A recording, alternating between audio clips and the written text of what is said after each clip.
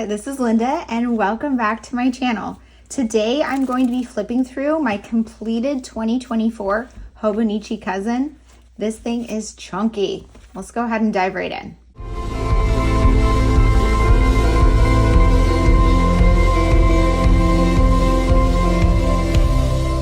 Okay, you guys, I finally finished this. And I have put it away on my shelf, but I wanted to share a full flip through so you could see the entire year in my Hobonichi Cousin. You can see it got super chunky. This right here is my second Hobonichi Cousin, and 2025 is my third year of daily journaling. If you are new to my channel, my name is Linda, and I love everything journaling, crafting, and I share all sorts of stuff like that here on my channel. Today, I'm going to share a full flip through of this journal with you. But before I start, I just wanted to give you a heads up that I do have full flip throughs of every single month in here that will go into way more detail on those spreads. So if you are interested in more information, go ahead and check out those videos. I will leave a link to the playlist down below. So I just have some stickers that I put on the front of here and some washi tape. You can see it kind of got a little beat up because I didn't keep a cover on it. I tried, but it's just so chunky. And because of how chunky this got, I switched to doing the avec system in 2025. If you're new to Hobonichi, the avec system is exactly the same, except it's in two books. So here's my 2025. So this is part 1, and you can see it's so much thinner, but it's also thinner to start. Partially it's thinner because it's only February, so I don't have that much in here, but this only goes through June. And then there's a second book, but everything on the inside is pretty much the same. So to start out, I had a lot of blank, extra pages in here. I didn't use this at all. In 2025, I'm going to try to use every single page. So check out those videos if you want to see more about that. For 2024, I used these as hobby trackers to kind of track when I was doing certain hobbies.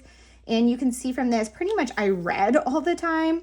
I journaled all the time. I scrapbooked a decent amount. A lot of these other hobbies, I didn't do that often. Some of them, though, I did go through some serious trends. So cross stitching, it's on here and you're like, I never did it once. And then suddenly in the fall, I got into cross stitching again. And then I was cross stitching pretty much every day. I fell off of this in December. It just felt annoying having one more thing to track, but it is kind of fun looking back on this to see what hobbies I devoted my time to. For my first spread here, so for the monthlies, I did some collaging, but for these journals, they have December of 2023 in here. I wasn't going to use that in this journal. So I used it as a current top 5 list. This spread was inspired by Claire from online, and I had a lot of fun with it, although I could not pick 5 top movies, so I don't know why I made that category. Then going into 2024's monthly pages. So here I was doing 1 icon per day and including some words instead for just to kind of highlight what happened that day. And I continued this throughout the entire year. I really love how this turned out, and I'm continuing this in 2025.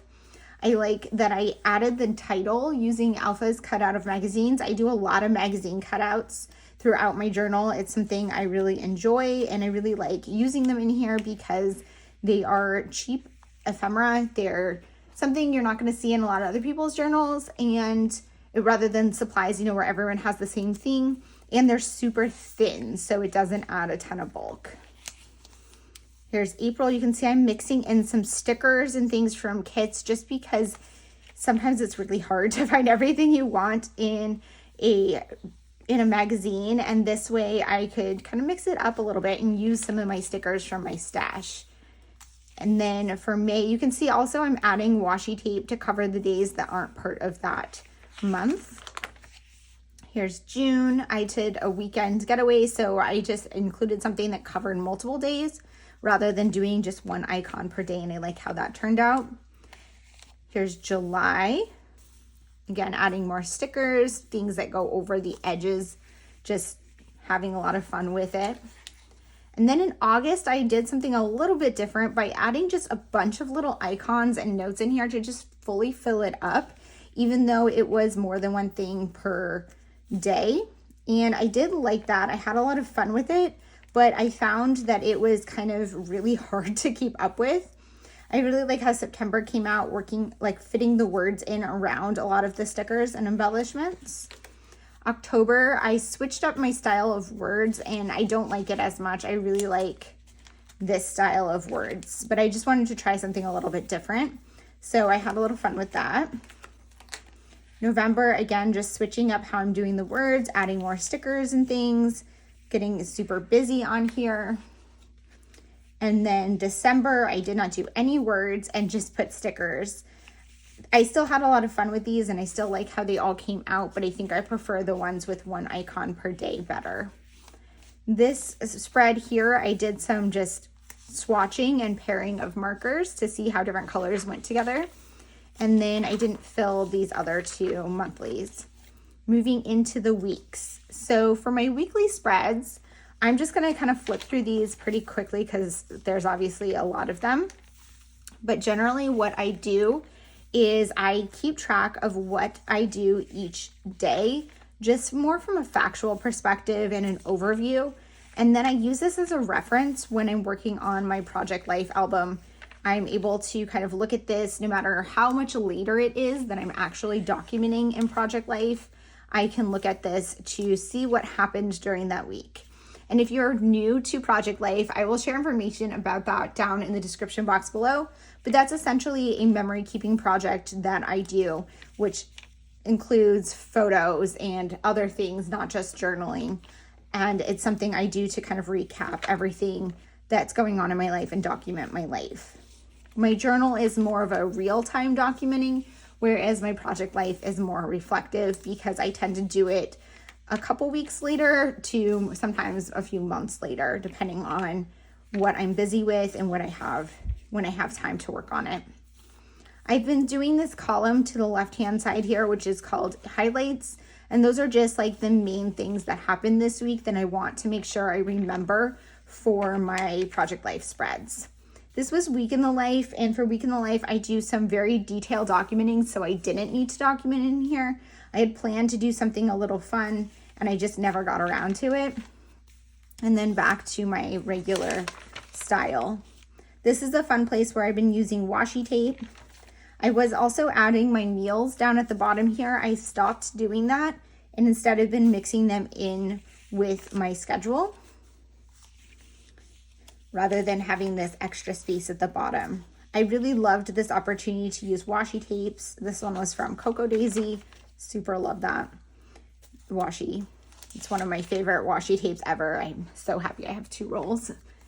Then I started putting down in this bottom left-hand corner the kit that I was going to work with for Project Life. And that just kind of helped influence me and remind me what types of stories I wanted to document, especially if it was a themed kit. I guess I forgot to do it for this week.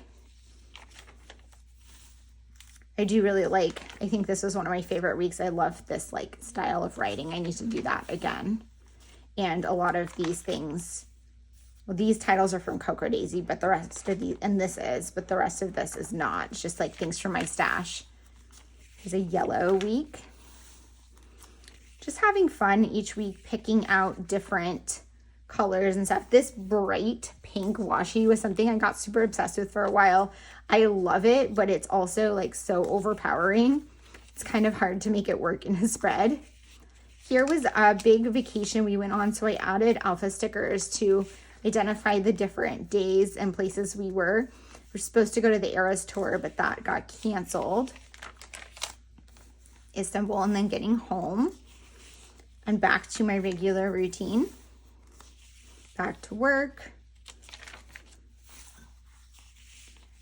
Continuing to use stickers and just document things. I'm using primarily Coffee Monsterz Co stickers here almost exclusively. And that's what I was doing for a really long time for the documenting in the middle. The rest on this spread is Cocoa Daisy, but this is all Coffee Monsterz Co. And now I'm towards the end of 2024 and now in 2025, I'm trying to mix up my brands and use stickers from a variety of brands. Here you can see I stopped putting the meals at the bottom and I'm working it into what I'm doing. And part of that is so I have a little more space to fill in the day, because you can see some of these are really get full and other times I have extra space. When I have extra space, I like to go back and add stuff, but sometimes I don't. I just get busy. Here I'm using a fountain pen. I started using fountain pens in October. I got a few fountain pens for my birthday and started getting into them, but I go back and forth. I really like them. I like writing with fountain pens. I like all the colorful inks, but at the end of the day, I feel like I always go back to black. Again, fountain pens, and finding ones that coordinate with my washi and just having fun coming up with a theme for the week. Adding some titles in here sometimes. Here you can see I'm also cutting things out of washi to create some stickers and adding things from some other brands in here. I don't have a ton at this point, but just trying to mix it up and not have everything be Coffee Monsterz Co. As much as I love the Coffee Monsterz Co, I like supporting different brands and finding different images and having it not be so repetitive week after week.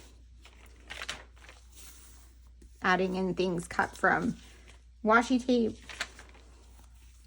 and some titles when I can, like when I think of like highlights. And that is the end. I finished the last 2 days in my 2025. Then I go into the dailies. So I started with an annual vision board. This is my 2024 one little word. I did share a process video for how this one came together. Had so much fun putting this together. I really love it. And then I go into my daily pages. I start each month with a monthly vision board, and then I just journal and add all sorts of things in here. I was doing these scrap pages, and just when I had blank pages, coming up with ways to fill them in, doing like my daily routine and stuff, but mostly just focusing on enjoying journaling, enjoying capturing all of the little details. Here's some like ideas for skip daily pages, adding in a lot of things, Instagram clipping or prints from Instagram. I took screenshots and printed things out, washi tape, things from magazines, adding a few photos from my selfie square or from printed at home, but I don't add a ton of photos in here, mostly just when I travel.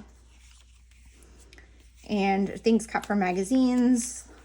When I think about it, I sometimes struggle to keep track of what I have cut out of magazine. Here's some like washi tape swatching. I created a flip up here to hide some more personal journaling. Loved how that one came out.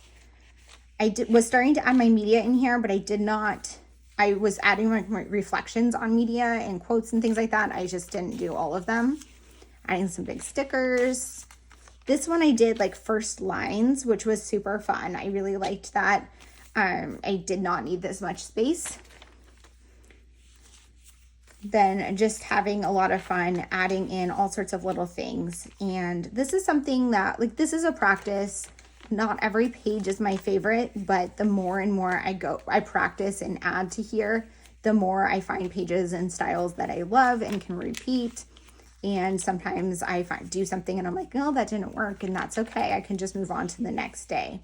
Here I had just a blank page, so I just kind of filled it with a bunch of clippings. Traveling.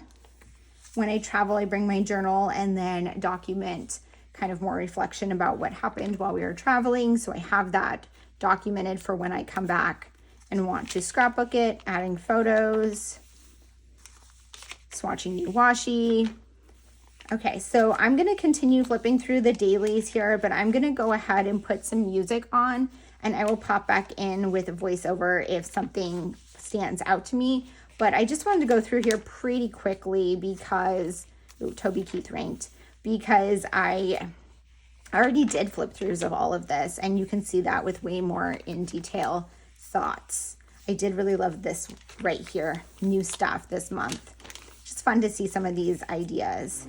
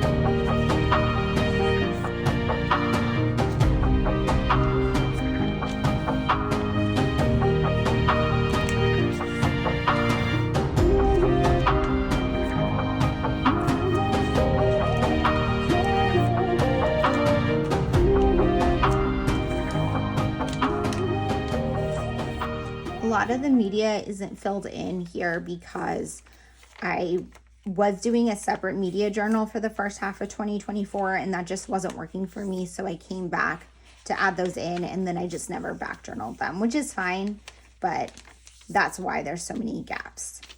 This was me trying to track all the characters in Degrassi.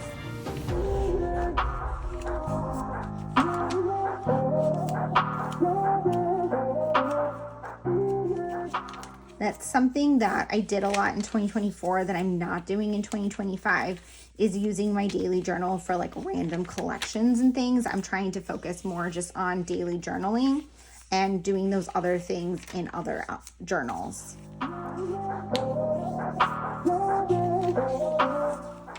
Adding ephemera.